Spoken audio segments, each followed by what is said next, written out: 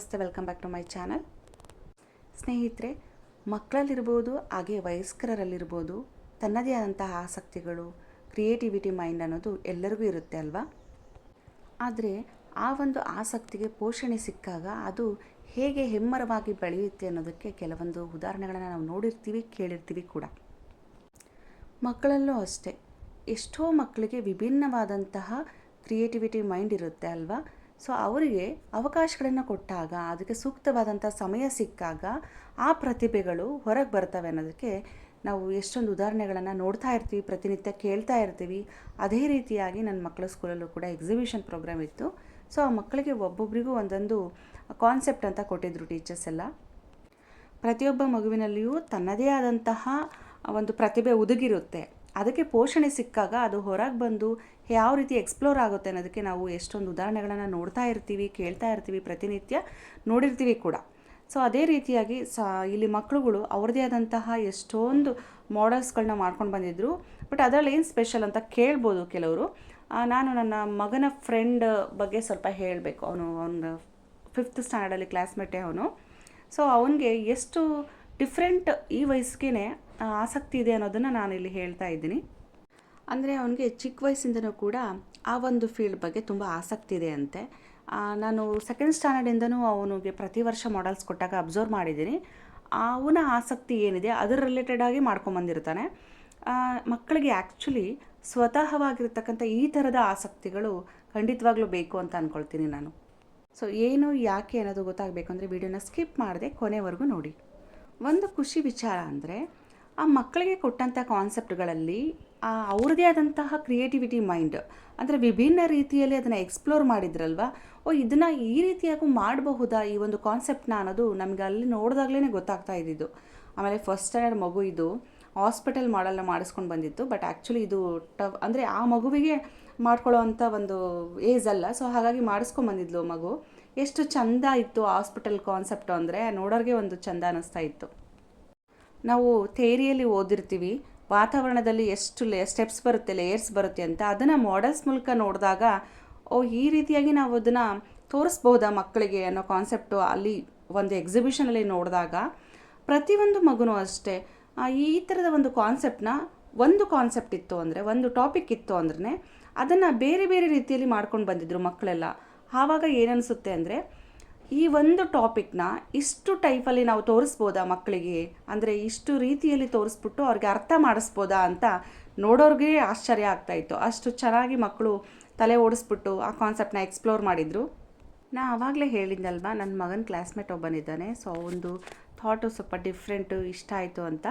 ಅವನಿಗೆ ಗಗನಯಾತ್ರಿ ಆಗಬೇಕು, ಬಾಹ್ಯಾಕಾಶದ ಬಗ್ಗೆ ನಾನು ರಿಸರ್ಚ್ ಮಾಡಬೇಕು, ಅದರ ಓರಿಯೆಂಟೆಡ್ ಆಗಿ ಸೈನ್ಸ್ ರಿಲೇಟೆಡ್ ಆಗಿ ನಾನು ವಿಜ್ಞಾನಿ ಆಗಬೇಕು ಅನ್ನೋದು ಅವನಿಗೆ ತುಂಬ ಆಸಕ್ತಿ ಇರೋವಂಥ ವಿಚಾರ.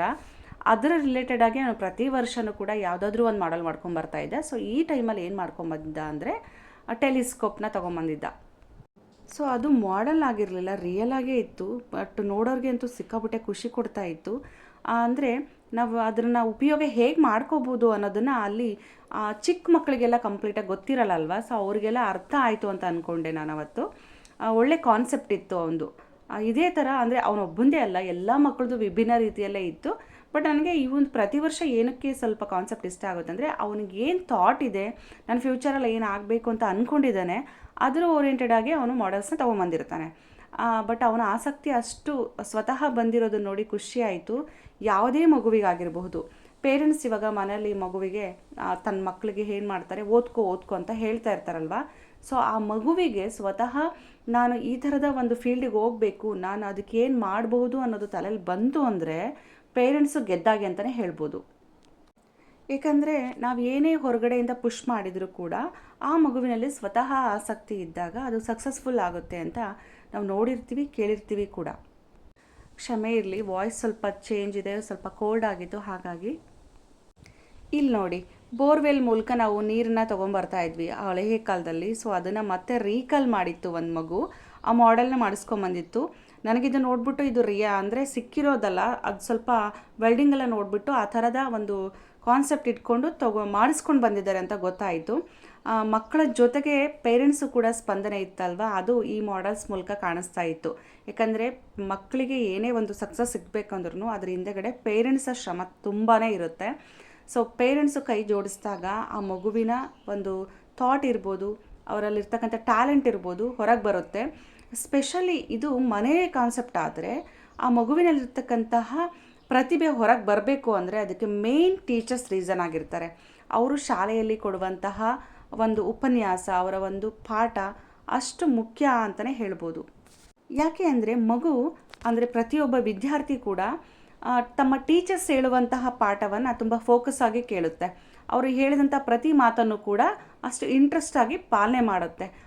ಅದೇ ಮಾತನ್ನೇ ಅವರ ಪೇರೆಂಟ್ಸ್ ಹೇಳಿದಾಗ ಪಾಲನೆ ಮಾಡೋವಂತಹ ಅವಕಾಶಗಳು ಕಮ್ಮಿ ಅಂತ ಹೇಳ್ಬೋದು. ಅಂದರೆ ಗೌರವ ಇರಲ್ಲ ಅಂತಲ್ಲ, ಕಂಪೇರ್ ಟು ಟೀಚರ್ಸು.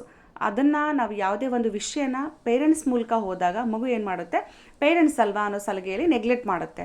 ಆದರೆ ಟೀಚರಿಗೆ ಕೊಡುವಂಥ ಗೌರವ ಹೇಗಿರುತ್ತಂದರೆ, ಯಾವುದೇ ಒಂದು ವಿಷಯನ ಟೀಚರ್ ಮೂಲಕ ನಾವು ಹೇಳಿಸಿದಾಗ ಬೇಗ ತಲೆಗೋಗುತ್ತೆ. ಹಾಗಾಗಿ ಪ್ರತಿಯೊಂದು ಮಗುವಿನಲ್ಲಿಯೂ ಕೂಡ ಪೇರೆಂಟ್ಸ್ನ ಪೋಷಕರ ಒಂದು ಪಾತ್ರ ಎಷ್ಟಿರುತ್ತೋ ಅಷ್ಟೇ ಪಾತ್ರ ಟೀಚರ್ಸ್ದು ಕೂಡ ಇರುತ್ತೆ ಅಂತಲೇ ಹೇಳ್ಬೋದು. ನಮ್ಮ ಮಕ್ಕಳು ಏನಾದರೂ ಹೇಳ್ತಾರಂದರೆ ಫಸ್ಟು ನಾವು ಕೇಳಿಸ್ಕೊಳ್ಳೋ ತಾಳ್ಮೆನೇ ಇಟ್ಕೊಂಡಿರಬೇಕು. ಸುಮಾರು ವಿಚಾರಗಳನ್ನ ಹೇಳ್ತಾ ಇರ್ತಾರೆ, ನಾವೇನು ಮಾಡ್ತೀವಿ, ನಮ್ಮ ಒತ್ತಡದಲ್ಲಿ ಅವರಿಗೆ ಅದನ್ನು ಅಪೋಸ್ ಮಾಡ್ತಾ ಇರ್ತೀವಿ, ಬೈತಾ ಇರ್ತೀವಿ. ಸೊ ಆದಷ್ಟು ನಾವು ಅದನ್ನು ಗಮನಿಸಿದಾಗ ಅವರಲ್ಲಿರ್ತಕ್ಕಂಥ ಕೆಲವೊಂದು ಕ್ರಿಯೇಟಿವಿಟಿ ಮೈಂಡ್ ನಮಗೂ ಕೂಡ ಕಾಣಿಸುತ್ತೆ. ಅದು ಟೀಚರ್ಸ್ಗೂ ಕೂಡ ಗಮನಕ್ಕೆ ಬಂದಿರುತ್ತೆ. ಅದರ ಜೊತೆಗೆ ಅವರಲ್ಲಿರ್ತಕ್ಕಂಥ ಕೆಲವೊಂದು ನೆಗೆಟಿವ್ ಪಾಯಿಂಟ್ಸ್ನ ಅವಾಯ್ಡ್ ಮಾಡಿದಾಗ ಸೊ ಅದರ ಟೀಚರ್ಸ್ ಗೈಡೆನ್ಸ್ ತುಂಬಾ ಸಿಗ್ತಾ ಇರುತ್ತೆ ನಮಗೆ ಪೇರೆಂಟ್ಸ್ಗಳಿಗೆ. ಅದ್ರ ಮೂಲಕ ಹೋದಾಗ ಪ್ರತಿಯೊಂದು ಮಗುನೂ ಕೂಡ ಸಕ್ಸಸ್ ಕಾಣುತ್ತೆ ಅನ್ನೋದು ನನ್ನ ಅಭಿಪ್ರಾಯ. ಮೇಯ್ನಾಗಿ ಪ್ರತಿ ಮಗುವಿನಲ್ಲಿಯೂ ಕೂಡ ಸ್ವತಃ ಕಾನ್ಸೆಪ್ಟ್ ಬರಬೇಕು. ನಾನು ಈ ಥರದ ಒಂದು ಫೀಲ್ಡಿಗೆ ಹೋಗಬೇಕು, ನಾನು ಇದನ್ನು ಮಾಡಿದರೆ ಹಿಂಗೆ ಹಾಕ್ತೀನಿ ಅನ್ನೋದು ಆ ಮಗುವಿನಲ್ಲಿ ಬಂದಾಗ ಸೊ ಮ್ಯಾಕ್ಸಿಮಮ್ ಆ ಮಗು ಸಕ್ಸಸ್ ಆದಂಗೆ. ಸೊ ಪೇರೆಂಟ್ಸ್ಗೂ ಕೂಡ ಯಾವುದೇ ರಿಸ್ಕ್ ಇರೋದಿಲ್ಲ, ಈವನ್ ಟೀಚರ್ಸ್ಗೂ ಕೂಡ ಅಷ್ಟೇ. ಯಾಕಂದರೆ ನಾವೆಲ್ಲ ಹೇಗೆ ಅಂದರೆ ಟೀಚರ್ಸ್ ಇರ್ಬೋದು ಅಥವಾ ಪೋಷಕರು ಇರ್ಬೋದು, ಅವರಿಗೆ ಒಂದು ಮರ ಬೆಳೆಯೋದಕ್ಕೆ ಹೇಗೆ ಪೋಷಣೆ ಅಗತ್ಯ ಇರುತ್ತೋ ಅದನ್ನು ಮಾಡಬಹುದು ಅಷ್ಟೇ. ಆದರೆ ಸ್ವತಃ ಮಗುವಿನಲ್ಲಿ ಪ್ರತಿಭೆಗಳು ಬಂದಾಗ, ಅಂದರೆ ಪ್ರತಿಭೆ ಇರುತ್ತೆ ಆದರೆ ಆ ಕಾನ್ಸೆಪ್ಟ್ ತಲೆಯಲ್ಲಿ ಬರಬೇಕು ಮಕ್ಕಳಿಗೆ. ಅದು ಬಂದಾಗ ಕಂಪ್ಲೀಟ್ ಸಕ್ಸಸ್ ಕಾಣೋದಕ್ಕೆ ಸಾಧ್ಯ ಅಂತ ಅನ್ನೋದು ನನಗನ್ಸುತ್ತೆ. ಯಾರಿಗೆಲ್ಲ ಈ ವಿಡಿಯೋ ಇಷ್ಟ ಆಗಿದೆ ಲೈಕ್ ಮಾಡಿ, ಶೇರ್ ಮಾಡಿ. ಹಾಗೆಯೇ ನನ್ನ ಚಾನಲ್ನ ಸಬ್ಸ್ಕ್ರೈಬ್ ಮಾಡದೆ ನೋಡ್ತಾ ಇದ್ದರೆ ಪ್ಲೀಸ್ ಸಬ್ಸ್ಕ್ರೈಬ್ ಮಾಡ್ಕೊಂಡು ನೋಡೋದನ್ನು ಮಾತ್ರ ಮರಿಬೇಡಿ. Thank you for watching. ಮತ್ತೊಂದು ವಿಡಿಯೋದೊಂದಿಗೆ ಸಿಗ್ತೀನಿ. ಅಲ್ಲಿವರೆಗೂ ನಮಸ್ಕಾರ.